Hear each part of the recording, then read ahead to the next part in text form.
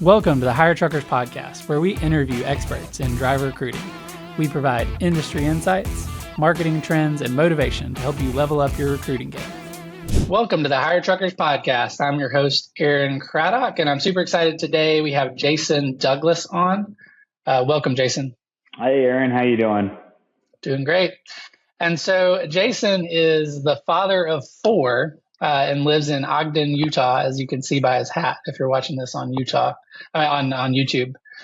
And he is the vice president of operations at James H. Clark & Son, and he's jumped around a couple different places in the industry over the last few years. And really cares about drivers and authenticity. And so really this episode today is going to be more just about life, getting to know Jason in the industry and just chatting about driver recruiting, what we do on the Hire Truckers Podcast. So absolutely. I'll give you two little nuggets in there. As a father of four, I have twins that are 6, which is crazy. I'm grateful for my rock star wife that handles that because, the things they come up with, I'm never surprised. It's never a dull moment there. And then the other thing was I worked here for James Clark for 10 years previously. And then I ended up going over to Stokes Trucking for 2.5 years. And then when Clark sold out, I came back in October. So they were sold in August and I came back in October of 24. So I've been back here just for a few short months and we're already kind of doing some work and making some waves. So I love it. That's awesome. So for anybody in the audience that doesn't know yet from following me on social media, so we have 2 kids under 5, and my wife is due on March 10th, and so we'll be adding the 3rd boy under 5 any day now. She made sure, she asked, she's like, while you're doing podcasts, like what happens if I call? And I was like, I'll have it on Do Not Disturb, which I need to switch it to Do Not Disturb. But if you call twice, I'll get it. That'd be great. If this was the podcast, that would be great. I'm hoping it is. I'm putting it out there. That's right. No, we're good now. My mom was out of town last week, and she's going to help with the other 2 boys when baby arrives. So we're kind of waiting for that. And then yesterday, I put the 3rd car seat in the car, and that was kind of weird. Yeah. My 5-year-old was excited that he's now in the far back row. And he's super pumped about that because he's never been back there. That back row for some reason. I think it's because they can get away with bringing treats, and you'll start to find all sorts of stuff hidden around back there. It's like their own little area to get sticky. Yeah, and speaking of that, I think it took probably 2 hours total to disassemble the 2, the booster seat and the 1 car seat. Because I was switching it from rear facing to forward facing for my 2-year-old, and I took all the different parts of it, and you have to think how do I get this back together as you're disassembling everything to wash it, and then scrubbing the leather for a good long time, getting it all clean, multi-stage. Yeah, so it's the cleanest it will be probably for the next few years. Enjoy it, and we just embrace the craziness. It's like I used to worry about dents in the fridge and dents in the wall and scratches and color marks and all that. Now I just look at it and I'm just thankful because we have tiny humans running around, and that's such a blessing. Yeah. Yep. That's what I tell my wife when she says stuff about, and it's not a messy house. It's just kind of clutter. Toys are out. And I'm like, you know what that means? That means happy kids playing with toys like they should be. Mm-hmm. So good on you. Yeah. And we both keep things really picked up and together and things like that as much as you can. And Lauren even wrote a book on minimalism last year. And so that's kind of a thing we focus on. But we're entering this 3rd kid though. We're all I'm already queuing everything up for we're not going to get everything done. Things are going to be dirty. Stuff's going to be everywhere. Just kind of get it. Cause it's actually easy to default to be I need to control everything. Because the chaos of life when you add more things and more tiny humans, but kind of already trying to get in a good headspace with that as much as we can. But I appreciated everybody's feedback that has 3 or more kids. just with like, oh, you can do this, like, and it's going to be harder than you ever thought. But Yeah. hey, at least we didn't add twins. We didn't go from 2 to 4 like instantly, like you guys did, Jason. Yeah, I'm once again, I'm lucky to have a rock star wife because every time people are like, you have 4 kids, twins, and you worked in the trucking industry, because my phone rings nonstop. So and that's by design, I shouldn't say nonstop, but anything critical, I help out with. And we obviously have people set in place to handle that. But if things escalate, I'm usually there to help out. But without a rock star wife, that wouldn't happen. Mm-hmm.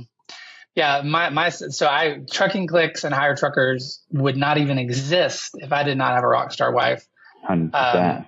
Like even supporting me in the craziness of starting a business like a few years ago, like we're coming up on 6 years, like when I got laid off, and just for her to believe in my craziness, like, oh yeah, I can build this thing. And like the first 2 years, not making any money, like literally not paying myself anything.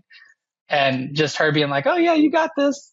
That just her belief in me. I mean, we wouldn't have like any of what we have today or be able to serve the clients we do. Yeah, it's just like she has more belief in me and like what I can do like professionally than I do in myself. And so that it's just, I know a lot of people don't have the supportive spouses. And so yeah, I'm just super thankful for that. No, I'm going to make sure she listens to this episode too. Well, it's important. And I noticed for, in all my years, 15 plus years in recruiting drivers and being around it, if they don't have the buy-in from their wife, it's not going to work.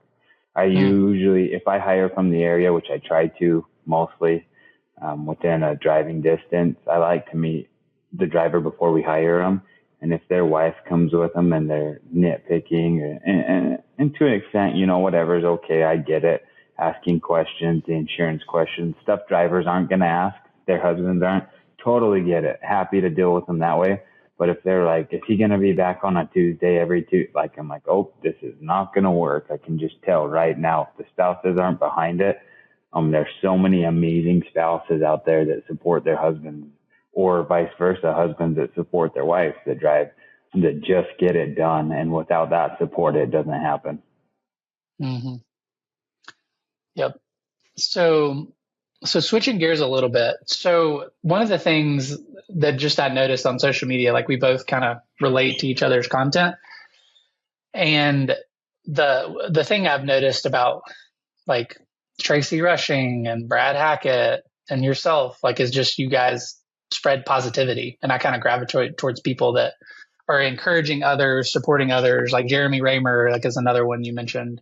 But for you specifically, like why is it important to you to like encourage people in the industry, like in driver recruiting specifically? Like, for example, I probably wouldn't be quite where I'm at today. I'd without Jeremy's help and guidance. Jeremy's helped me out in a lot of ways, and there's been other mentors along that path.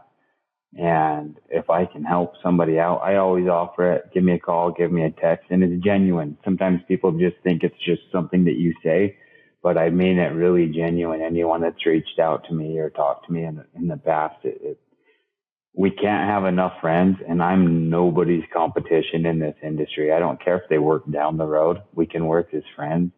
If my driver works out better for your company, all power to them. You might offer them something that I can't, and I wish them nothing but the best. People have so long hoarded their drivers, and I think it's, you know what, they could be well suited somewhere else. And if they are, all I want is what's best for that driver. Now, the misinformation stuff that gets spread around, that gets to me a little bit, but it does no good to get upset. I see these people that are always happy, and it's something that it's hard to do. You're not always going to be happy, but getting mad and spending too much time in that zone really gets to you. So recognizing when you get in that zone and snapping out of it. I mean, I'd much rather laugh and break bread and have fun with other people and joke around and have a group of happy, positive people than a bunch of Eeyores that are just always looking at the glass half empty and not wanting to grow and be okay with being stuck in the same place. So if I hung around those people still, I'd be where I was 10 years ago instead of, the amount of growth since I started following and socializing and duplicating the process of what some of these people do. And I think some people have a misconception too of the positivity, like that everything's positive, like that there's not hard and difficult things. And I'd say for me specifically, I used to not sit with the hard. Like the way I grew up is we like never acknowledged like fear or anger or frustration. Like that's just the way my family was. Like my mom had a couple hard things happen, like with her brother dying at a really young age and her dad dying at a pretty young age. And so her brand, so Ginger, who also works with Trucking Clicks, aka my mom, she is her brand is Find Joy in the Journey, but that joy and positivity that she spreads comes from a place of hard. And similarly, like my journey, just in recovery, being sober 4 years, we talked a little bit about that. Yeah, it's awesome. On February, Congratulations. February 19th, one day at a time. So tomorrow will be 4 years from when we're recording this. Well, congratulations. Thank you. I kind of lose track. It's kind of cool. I didn't realize that was tomorrow. But it comes, what I learned in that initial part of recovery is like sitting with my emotions. So like dealing with the hard and sitting with it. But then to your point, like just moving on, but not avoiding it.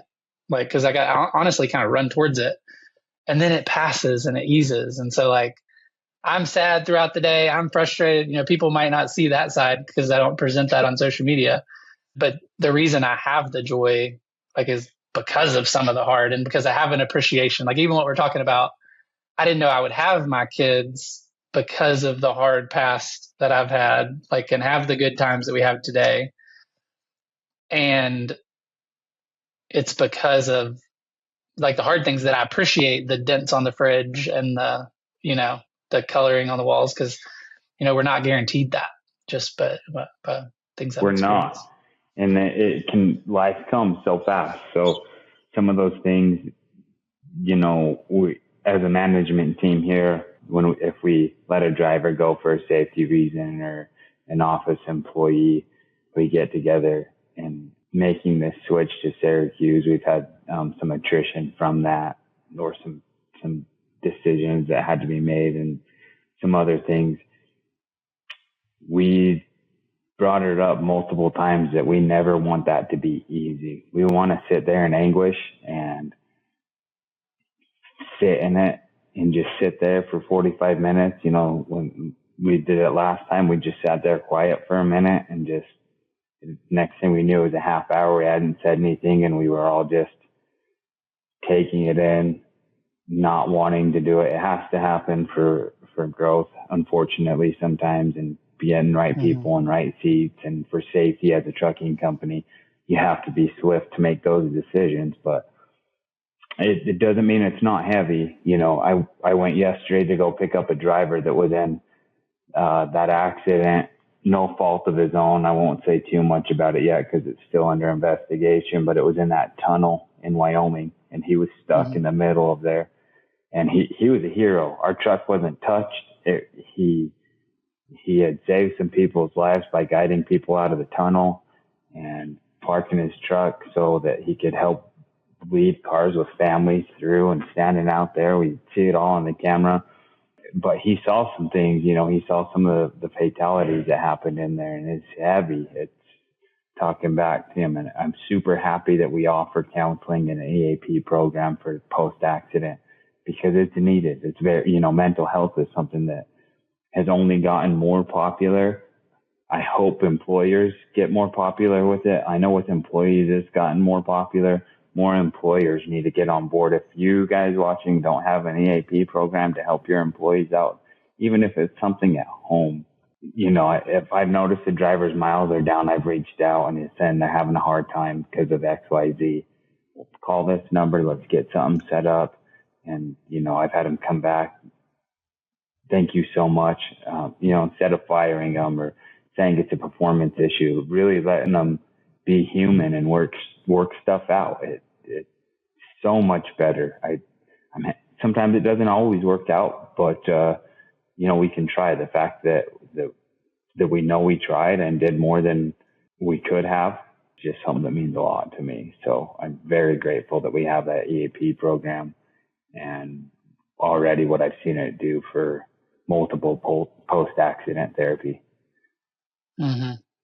Yeah, I think that's super important for employers to have. Like, so all you fleets out there that are listening, if you don't have something, or even just expand what you offer, because a lot of people are going through hard times and issues. And I know Lauren and I both use like the EAP program like different times and just over the years. And I think everybody needs therapy in certain seasons. Yeah. And at least for me, I've needed it in a bunch of different seasons and enjoy it and still have it in some context every week.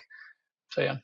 Well, I went through it for 2 years before I quit alcohol. And funny story is the person that we used was my therapist. So, full disclosure, everything's private. She doesn't tell me anything. I don't even know if someone, we keep it very professional, but she'll Zoom. She's here local, and we just made up a price. And our goal when we talk to everybody, if people following me or that have talked to me in conversation, or when I talk to Jeremy and we talk about Project 61 or I talked to 10th Street about their Pulse Fitness. And if we just help one person, just one person, live on this earth a little bit longer, we've done our job. So to offer those things and have, a Zoom meeting or a phone call and all of that, it costs us $75, and that half hour could just change their world. Somebody to talk to, especially our drivers that are alone, isolated so much of the time. It's something that, and sometimes I have to kind of be like, remind them. And then once I tell them, hey, I went here for 2 years before I got sober, and I had some really hard ups and downs, but here I am now almost 4 years, and I'm thriving more than I ever have before. It really helps them relate and kind of take the next step. Mm-hmm. And so you're coming up on 4 years sober too, right? Yep, in May. So, and kind of like you, I think recovering out loudly, whether you have a problem with alcohol or you have a problem with depression or anger, there's all something that we can all work on to be better. It doesn't matter what it is, organized, whatever. We all have our own things, our own flaws. Yours and I happen to be the same thing of alcohol, where it just there's not a spot for it in our life. So, we found that out, and through trial and error, ups and downs, tears and laughter and joy, and found out that that's not the route we wanted to go, and made better versions of ourselves. So the louder we can do to help people discover that, when people hear me do that, sometimes I always will hear them say, well, I don't have a problem with drinking, but I'm going to stop drinking these energy drinks, or I'm going to do this, or I'm going to start walking. So it's an example in so many ways. And once again, just one person we have to help. And if we help that person, duplicate it and find one more. Yeah. And I've found the same thing. Like when I've shared just my story and struggles, with all kinds of different things, and with alcohol, being the most, forefront, or I guess disruptive and destructive of the things I've worked on. As I've shared that thing, almost 100% of the time, somebody's been like when they've been honest, they've been like, oh yeah, I struggle in this area, or used to struggle in this area. And just being able to vocalize. And I really liked your point, Jason, of drivers on the road, just the more services we can provide, like encouraging fitness, encouraging therapy, creating community and places for conversation is just more important than even in a lot of other industries. Because we have, hard things like depression and anxiety, addiction, like different struggles in every industry. But think about how much more pronounced it can be when you don't see others or interact with others as much, like especially for your OTR drivers, is something we can definitely help with. Yeah. And we have, people like Lombard Trucking, his first name. Isn't he out of Austin? And he does his thing with fitness, and he's trying to, as a driver, to get his message out there. Project 61. 10 Streets coming out with their Pulse Fitness, Mark Manera, Bob Perry, all these people that just want to get together and I joked with Jeremy, it should be a we are the moment type thing, where we are the world, where we just come and it's a problem bigger than all of us. And so we shouldn't be in competition with anybody for this space. We should just, what can we do to our abilities to help healthy meals, get the word out there, what they can eat, what they can meal plan, what they can meal prep, things like that. And to the companies, companies are just looking at it and they know that there's a problem. But once they hear probably Project 61 and there's things, however that looks like down the road, and 10 Streets Pulse Fitness and using services like Mark and Lombard and things like that to get going, things will start to get better once companies get on board. So, and I think, people like you and I that I'm just passionate about, I love running. So I'm kind of Forrest Gump that way, but I have a busted up foot that's been in a cast since December. So I've just been lifting but there's other stuff you can do. I swim and try to be an advocate for that as well.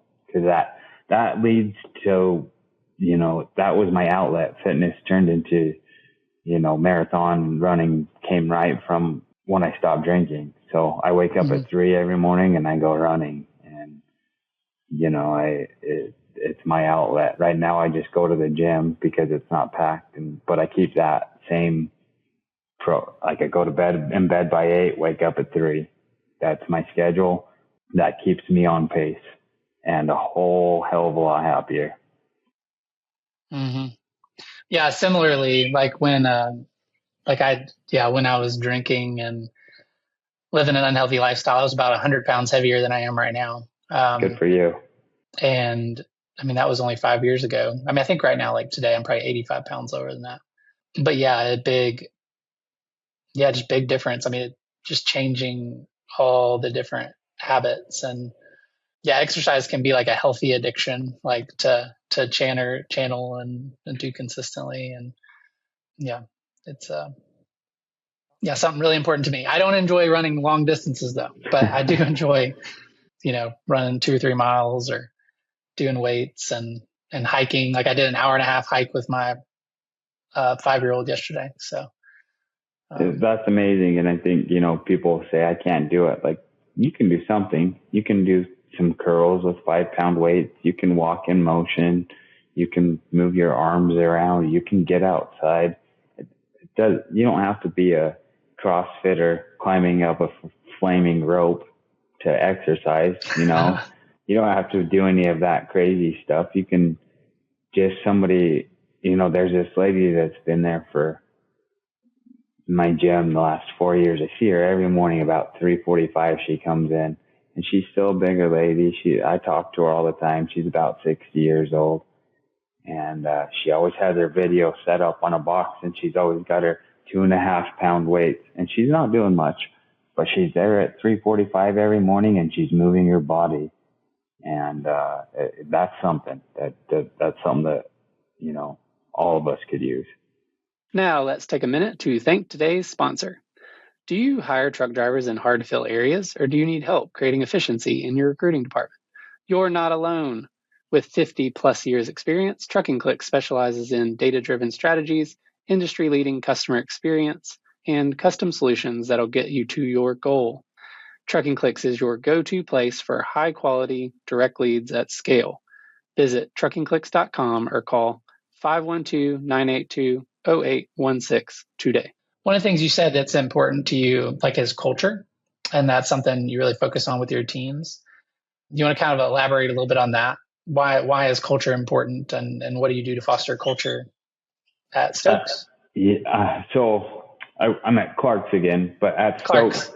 That's okay. Stokes had a great culture, and I was happy to add to that. They already had a great culture when I got there, and we just kind of ramped it up a lot. But I've worked at a bad culture, and you can tell, I don't have a very high IQ. So once again, another thing I relate to Forrest Gump. but I do have a high EQ. So my emotional intelligence is like, I think that's why I like what I do for recruiting. I can tell when a driver's about to quit, or I can tell when an employee is upset about something. And so I really try to get ahead of it and get some one-on-one talking, and whatever we got to do is changing the culture. Cause I've worked somewhere where nobody addresses anything. They don't follow through on promises. They don't follow through they don't care what anybody's attitude is out there. It's a dictatorship, and it's this way for a reason. So I think really hearing your people, understanding them, taking suggestions from your janitor up to your CEO, and changing things around from everybody's point of view and their perspective, and having input, letting them own their processes, creates a culture and subcultures in everything within the whole company. So having your builder create their subculture and in their area, and having your safety department have their subculture, which, touches all of your drivers, and then having your recruiting have their subculture that touches all their drivers, and then having one big culture that everybody's rowing the same way on the same page. I mean, I've been here since October, and we haven't had a driver quit yet. And we came with 35 trucks, 53. There were 16 empty. We filled those. We had to fire some not hireable drivers. So we had 8 more that we had to terminate. And so we brought on 20 plus drivers that have just stayed here, that we brought into that culture. And we've had chaos. We've moved. We've done all this stuff in there. But, culture, it's just a tunnel. It goes, your drivers got to have feedback. They got to be heard from the top, and then the top has to spread it back down, and it has to touch everybody, and everybody has to row the same way for culture. And I'm such a big part of it because I can see how it affects everybody. Is there anything I should have asked today that I've not asked? Do you think we should talk about? No, I think that culture is a big thing, and I think it's going to be a huge thing for recruiting going forward if people can do it right.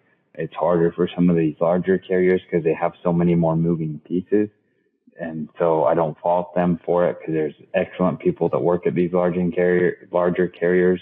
Sometimes it's easy to miss the mark, but I think culture is going to be, people that come out on top for culture and work-life balance are going to be the ones that are thriving with drivers as we hit this next phase of whatever it's going to look like. Freight rates are picking up a little bit. Drivers are kind of moving around. Things getting a little busier. And I just want to say people need to up their game and their processes of hiring the right drivers.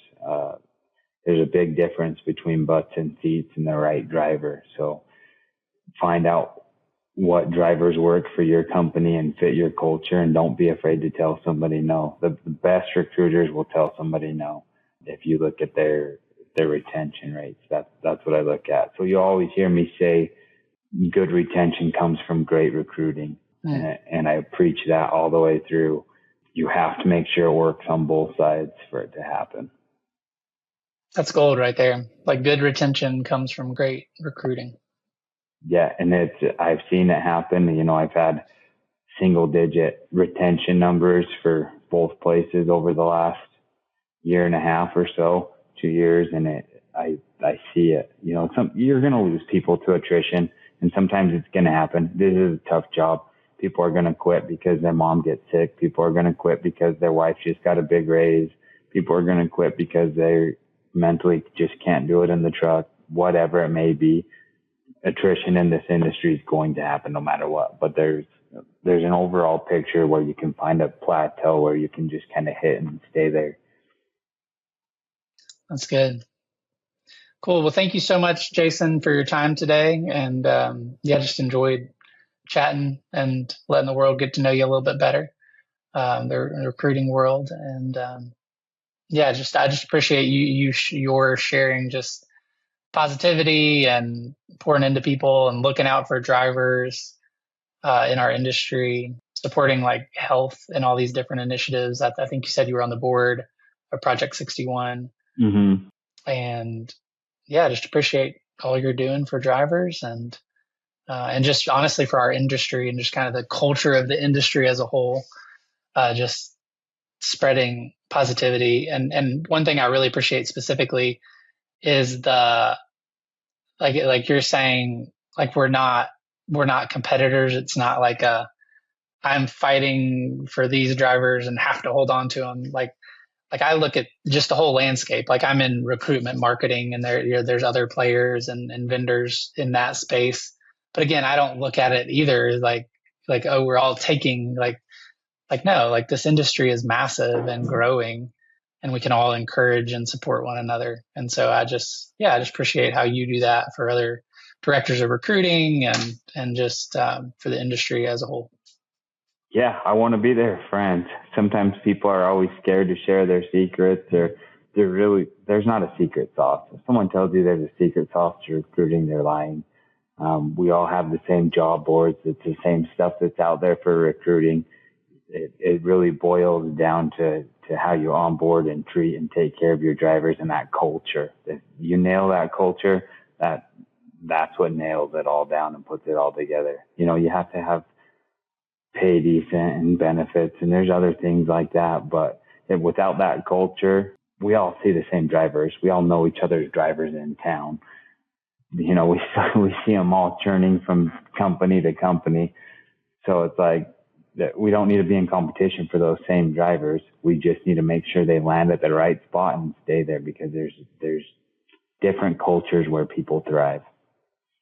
And that's good too. Yeah, not every fleet is created equal and right for every driver. Like just like you guys aren't right for every driver. No, nope. And communicating that.